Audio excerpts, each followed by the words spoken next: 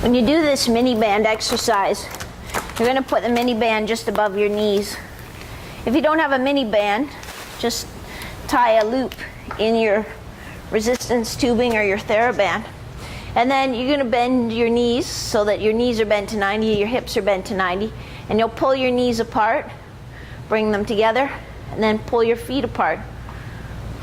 So we're strengthening your lateral rotators, then we're giving them a little stretch. Strengthen and stretch. This is a bit of a funny one, and it's something that I've just been starting to play around with over the last 3 months or so. But it's breathing and thinking about how you breathe and the interaction of using your diaphragm to breathe and how that interacts, core stabilization, and even how you use some of your hip muscles. So what I'd like you to try is getting in a nice wide V-sit, but just going as wide as you can so that you can still maintain neutral back. So I don't want you really wide, but rounded in the back, even if you have to bring your feet in a little bit to get tall and neutral back position. And then you're going to put one hand on your chest, one hand on your stomach, staying in that nice tall position.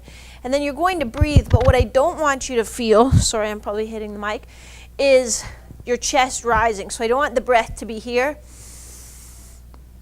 in my chest. I want this to stay still, and I want the breath to be here. So as you breathe, you're thinking about taking your belly button out and down toward the floor without this rising up. So it's just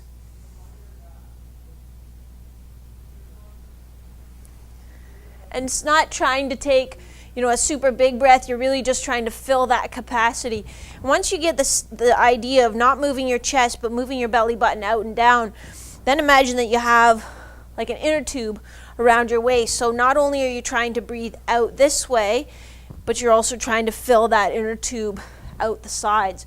If you're really having trouble getting the feel for it, to me, I kind of go and I just feel like I run out of space, I don't have anywhere to go. Then do some just, with nice relaxed, like your knees bent, relaxed in the hips, one hand here, and just supine. Working on breathing. When I do it supine, I feel like I can get way more capacity. I almost feel like I can limitlessly breathe in now, whereas before I still felt that just kind of, I ran out of space because I was breathing in my chest. And when I got it so that I could breathe using my diaphragm more effectively, I just felt like I could keep breathing in. So for me, it's still really hard to do it in the V-set position.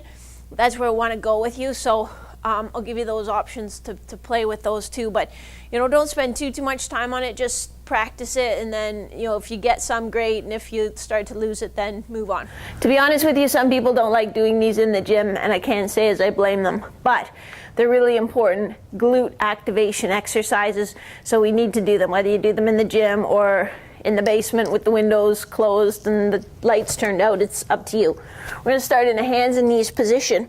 We're going to bring our heel as close to our rear end as we can get it. So we're going to flex our hamstrings, put them in a shortened position so that hopefully they'll get the message that we really don't want them doing this next movement, which is hip extension.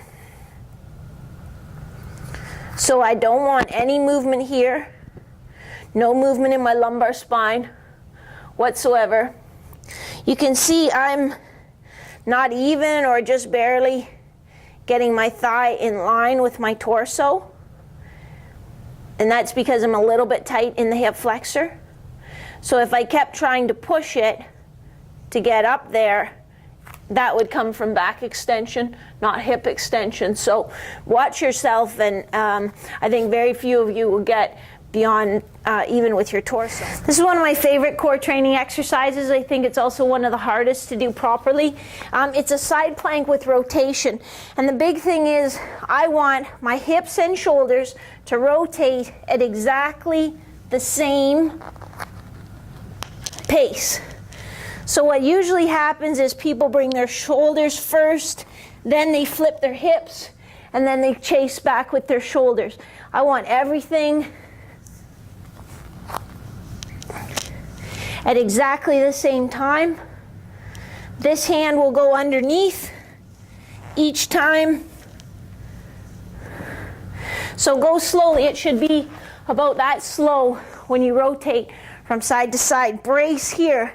Make sure everything goes together. When you do the glute bridge with the lacrosse ball, you're going to hold the lacrosse ball right in the crease of your hip by bringing this knee up. So you can't hold that knee with your hand. You're just going to use the muscles in the front of your hip to bring it up.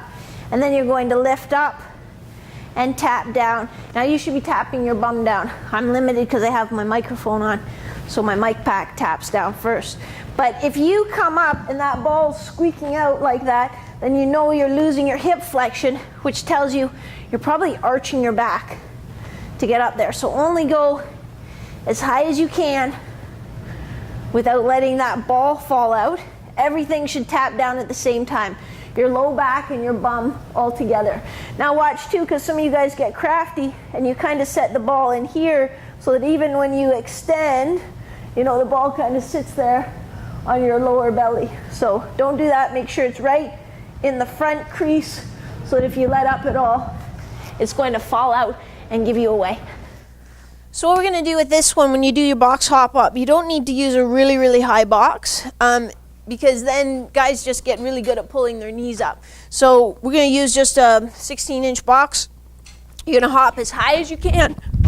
Nice quiet landing into that good deceleration position. So coming down here, good knee alignment, good back position. That's all we're working on is deceleration basics. Nice quiet landing, and stick that landing. So don't just kind of drop into it and step out. We're going to do a low walk lateral with a plate push.